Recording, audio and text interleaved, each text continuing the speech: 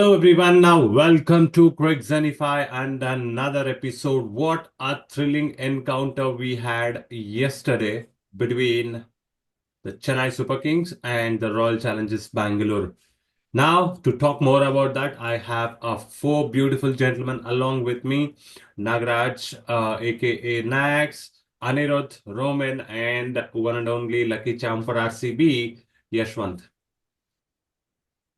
Because whenever he has predicted the team opposite, RCB has won. It might be against KKR, it might be against Chennai, but yeah, he has been a lucky charm for RCB.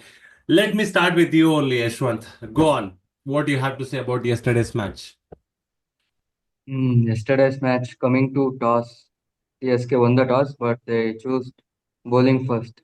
Yeah, In this season, their strength is bowling, yeah. so they could have batted first and then could have defended it, as they have Noor Ahmad, Ashwin Jadeja in there. Also, Pathirana came in yesterday, Yeah. but they made their first mistake by choosing bowling first. Okay. And while chasing, their batting lineup is very vulnerable. They have two players, Chepauk and Rahul Tripathi, who are Yeah, not in their good form. Everybody knows that, and Rutraj Gaikwad should have played sensibly yesterday correct. against Josh Hazelwood. He did the same mistake what Quinton de Kock made in the first match against RCB. Mm-hmm. So he should have played some. He should have played some balls. Then he could have attacked other bowlers. But that was his maybe plan. The total was also big, 197. Mm-hmm. So also in this pitch there was no dew. In Chepauk we don't expect dew in the second half. So toss was their mistake first. Mm. Exactly. I mean, if you look at the way Ruturaj Gaikwad approached, generally he's an opener, but unfortunately he has to come down and he has to sacrifice his opening slot to the person who is not in form, like in the likes of Rahul Tripathi. We have not seen much of him in the over a domestic season or whatever it is. But however, that one mistake has actually costed Chennai Super Kings yesterday. Now, to go forward, let me ask Anirudh. So, what actually went well for RCB yesterday? Yeah, I think the inclusion of Bhuvneshwar Kumar yesterday in the playing 11 played a major role. He has bowled superbly yesterday inside the power play. He has conceded 20 runs and he has picked up one wicket in 3 overs, Hmm. economy rate of 6.7. And the pick of the bowlers for RCB yesterday was Josh Hazelwood, bringing all his experience into play and straight away dismissing Rahul Tripathi and also getting the big wicket of Ruturaj Gaikwad inside the first 3 overs was pure magic from Hazelwood yesterday. Hmm. And I think that really put CSK on the back foot. And after that, CSK couldn't recover and couldn't come back into the match. Hmm. So outstanding bowling from Josh Hazelwood. And then in between, there was a partnership going on between Rachin Ravindra and Shivam Dubey in the run chase. And then they brought in Yash Dayal, and he got Rachin out, and also Dubey also he got both Rachin and Dubey at that time, and that completely actually sealed the game for the RCB. And also, if you see, Liam Livingston has also bowled really well. He has picked up two wickets and he has conceded 28 runs. And also, even though Suyash Sharma didn't pick up a wicket, there was always talks that Shivam Dubey is always a spin basher. Shivam Dubey against spin will be a big battle to watch out. So, even though Shivam Dubey was batting, I felt captain of Rajat Patidar was so good. He went for the kill. He still gave the ball to Suyash Sharma, and I felt that middle period where Suyash Sharma was bowling to Shivam Dubey, even though he went for 1-6, 1-4, he didn't give too many runs. He bowled well, and there were dot balls also in the middle. So overall, if you see, without Krunal Pandya completing his full quota of overs, if you see, like Krunal Pandya bowled only towards the end of the innings, but still RCB was able to dominate and they bowled superbly yesterday, which was very pleasing to see. And batting wise, also Phil Salt started well. He started aggressively, and Virat Kohli couldn't contribute much. His strike rate was a little low, but other batters like Phil Salt, Rajat Patidar, Devdutt Padikkal, Tim David, they all stepped up and it was clinical win yesterday. Like RCB completely outplayed CSK in all three departments, and they deserve to win in Chepauk after 17 years. Congratulations to RCB.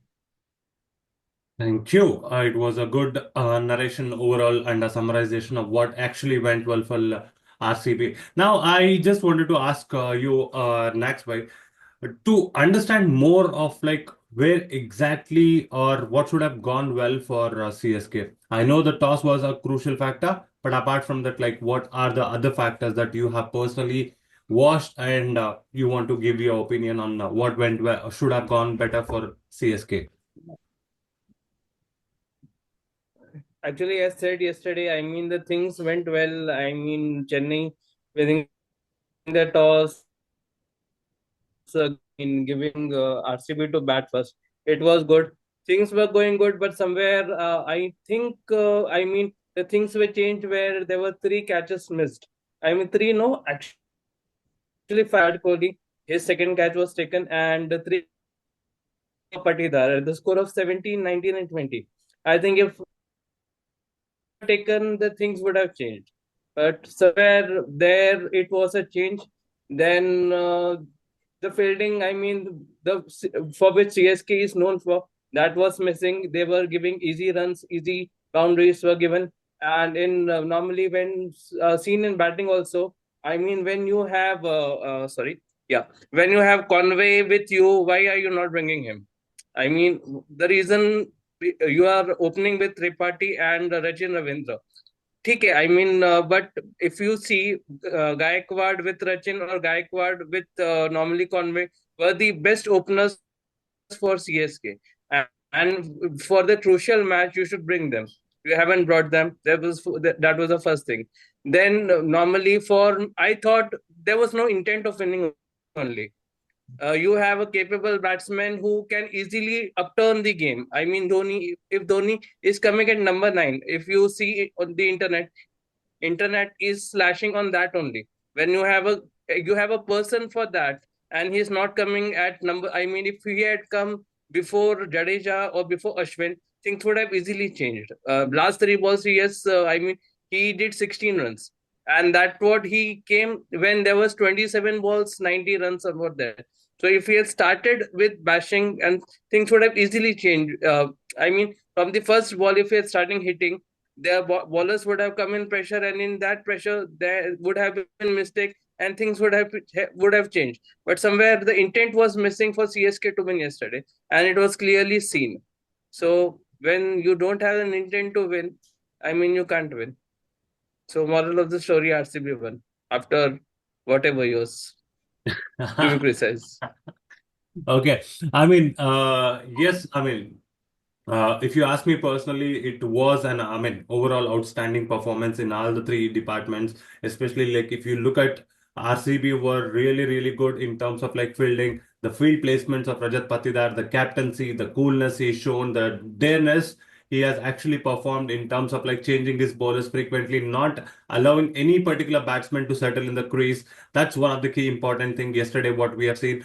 Also, along with that, just I mean, letting it off like after Rachin Ravindra, even though like he wanted to clear something, and his strike rate was also like looking solid out, and almost he was striking at 150 strike rate. It was looking good at certain stage, but then later on, like the pressure started to build on him. The youngsters, you can't ask more from him. Whatever he has contributed when your batting depth could not able to perform. Let's see what Chennai will actually bring up in the future games. But before that, like I just wanted to understand from you, Roman Bhai, uh, bringing in DDP in that particular power play, he has scored 27 of just 14 balls with two fours and two sixes in it.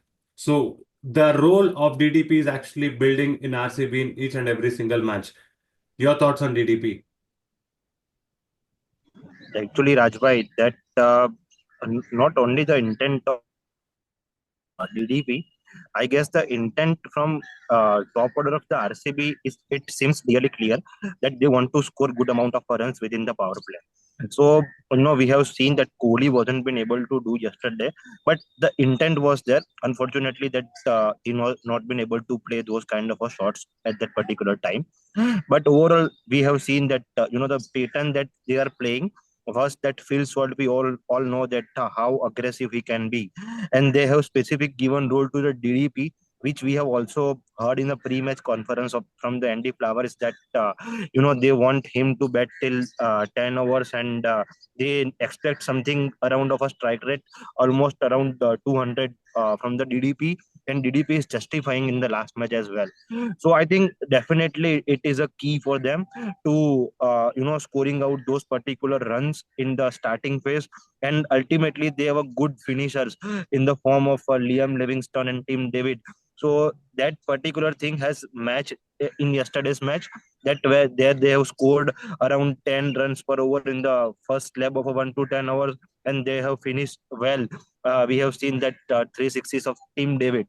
So ultimately they are focusing on the particular overs, and their result, as we have seen in yesterday's match, and hopefully the role of the DDP should be going to continue in that manner until and unless they are scoring the good runs. We may see that change if RCB is not getting runs in a summer match. He may come to the opening part as well, but as of now, it seems that he will going to maintain his role what we have seen in yesterday's match. Exactly. The way he started his innings, he was looking pretty good, taking those kind of risk and moving away from your leg stump, going towards the off stump, clearing and hitting towards the fine leg for a boundary. It's not so easy when you have MSD behind the wickets and Jadeja bowling you on the other hand. Okay, Yashwant, I just wanted to understand the role of Pathirana in this particular match. We have been talking more about this because of his injury concerns and all those things. And the performance what he has given yesterday, 4 overs, 36 for 2. We have also seen his line and length is been also not been so consistent. The way we have seen Pathirana in the over last couple of seasons is something different to what we have seen him yesterday. Your thoughts on Pathirana? Yeah, he has just came back from the injury, so he will take some time to find his rhythm, and he will definitely do good things for CSK in the coming games. Mm. Yeah. Exactly. I mean, I'm asking a 1 minute question and you're answering in 30 seconds. So if you can elaborate more, I'll also be happy. Audience will also be happy. Because when we have seen, okay, instead of, I know you are a particular person who just wanted to stick to the point. I totally understand it and I totally appreciate it. But now, like, if I just wanted to ask you, Anirudh, about the performance of Noor Ahmad, picking up those crucial wickets of Phil Salt, Virat Kohli, and Livingston as well. Yeah, Noor Ahmad has been very good actually. Even against Mumbai Indians, he has picked up important wickets of Surya Kumar Yadav and even Tilak Verma. All those wickets he picked up. And yesterday also he has picked up the wickets of Phil Salt, Liam Livingston. Like that Chepauk pitch is suiting Noor Ahmad, where he has picked up 7 wickets now in 2 matches. We need to see how Noor Ahmad performs in wickets which are more batting friendly than bowling friendly. But in these kind of wickets, I think Noor Ahmad has been the best bowler for CSK amongst all the other bowlers. Even Khalil Ahmad has also bowled well. But I feel apart from Khalil Ahmad and Noor Ahmad, other bowlers of CSK are lacking something. And that is why they have not been able to restrict RCB yesterday. But clearly, Noor Ahmad stands out for CSK. We need to see when they play in Hyderabad or Chinnaswamy how Noor Ahmad is going to perform. But on these kind of wickets, yeah, Noor Ahmad has performed well. Exactly. I mean, if you ask me personally, the way, the quality, the way he holds the grip, the way he moves the ball away from the batsman, the way he gets the ball into the batsman is something which is really, really brilliant. And Romin bhai, I wanted to understand this question. A 43-year-old youngster behind the stumps getting actually the person who is actually taking the match away from you. I'm talking about the Phil Salt dismissal. He just took almost like 23 centimeters away from the stumps, lifting the bails off in a fraction of seconds. And people are talking more and more about the way he dismissed Surya Kumar Yadav, the stumping, because Surya Kumar Yadav was almost like 1 feet away from his crease. But yesterday it was like a 23 centimeters and his foot was just a fraction of second in the air. Dhoni did it. and he did it over a period of years. So, MS Dhoni stumping. Actually, Rajbhai, that is something which make him special than other wicket keepers. Especially things like this only possible, irrespective of your age, your your the focus and etc. Your technique is going to matter a lot. Correct. And we have seen that MS has not that traditional kind of wicket keeping technique.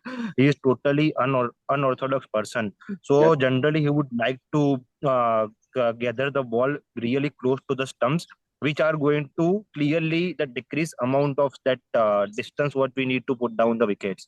So overall, that he has practiced a year of number of years now. He has been used to with it, and something which is in his routine. Even you ask him to do this at age of 53, he's going to do this particular kind of a things. Reason is the only the technique. What does he possess? This is the thing what I believe. And when we are talking about that game changing moments, absolutely it is a game changing moment for the any side.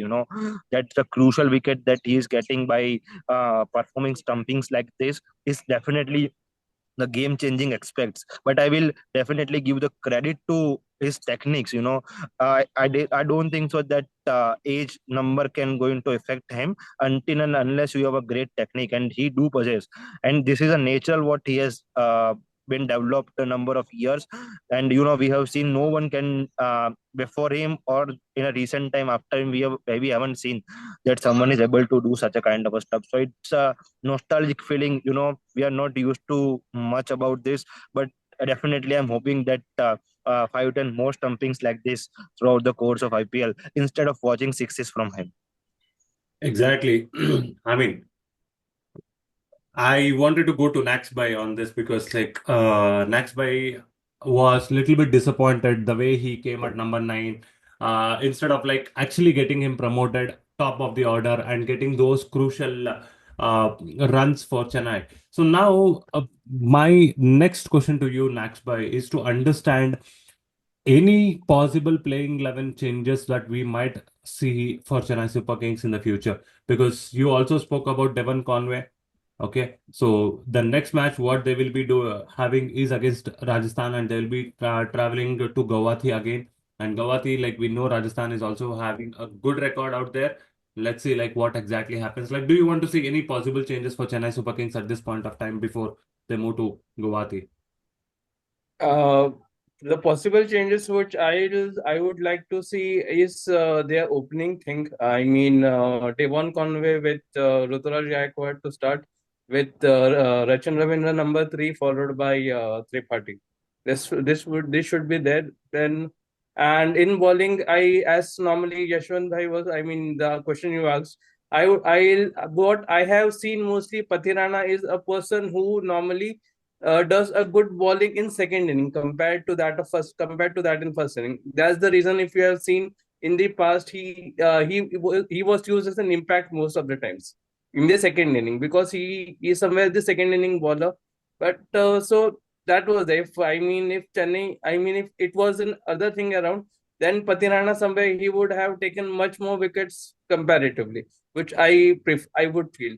And as I said, there was one more uncapped player. What I think Shreyas Gopal should have got a chance, but I don't know if I think Dhoni was a captain, he would have actually looked for a new player, because he generally gives chance to the newcomers, which Gaikwad didn't do. So somewhere that was also missing.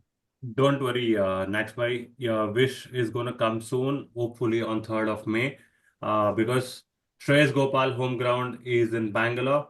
So I'm sure Noor Ahmad might replace or might not replace at that point of time, but we still hope both Noor Ahmad, because I just wanted to understand, like as Anirudh was also mentioning in this particular show, saying like what he wanted to see a different class of Noor Ahmad when they travel to Chinnaswamy and outside of Chennai. So now, final question to each and every single thing. So before we wind up this particular show, Yashwant bro, where would Chennai end up by the end of season? Their batting is very vulnerable, as I said before. So if they do not make any changes like bringing back Devon Conway into the playing 11 and bringing back any newcomers like Sheikh Rashid. So they will be suffering a lot in the future games as well. Even in Guwahati, it is not a batting friendly pitch. So they will face the problem there also. So this year they might not qualify. I would feel like so they would end up in seventh or eighth position. Seventh or eighth position. Cool. Anirudh.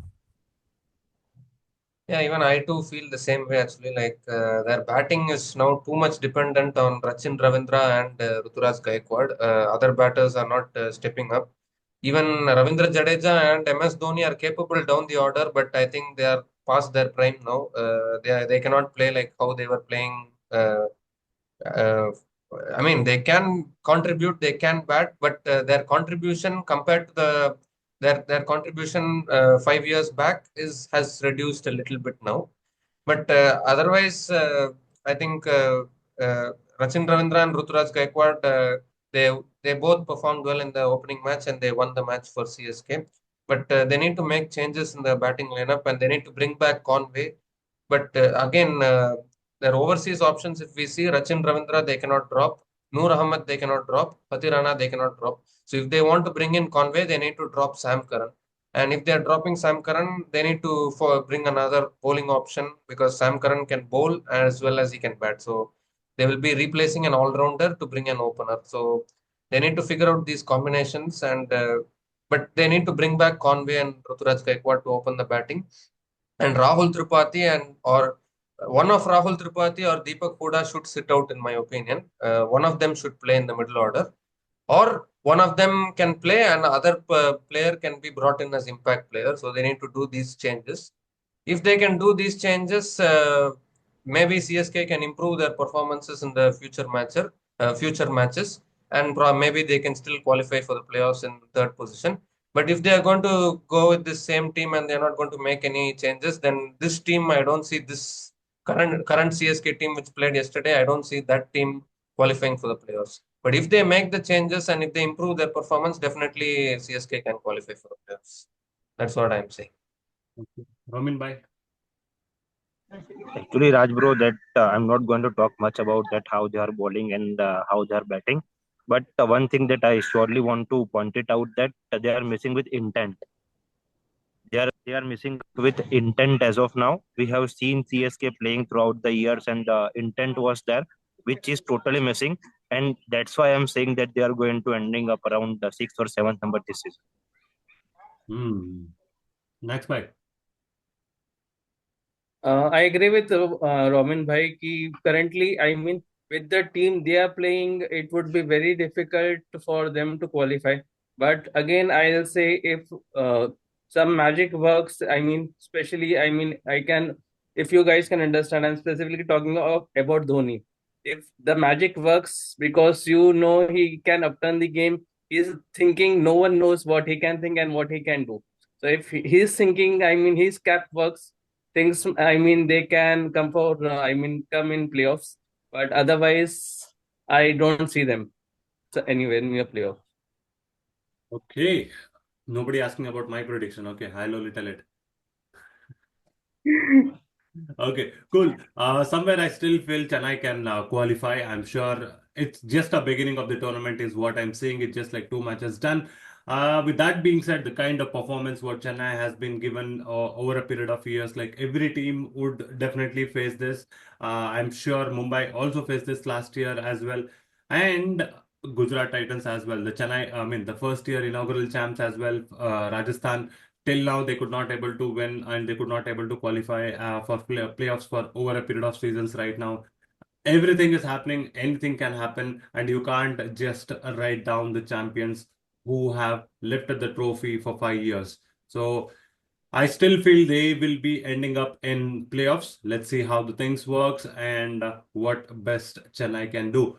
That's it, ladies and gentlemen. I'm thanking each and every single guest who have been a part of our post-match review of RCB and Chennai Super Kings. And before going, I just wanted to say one thing.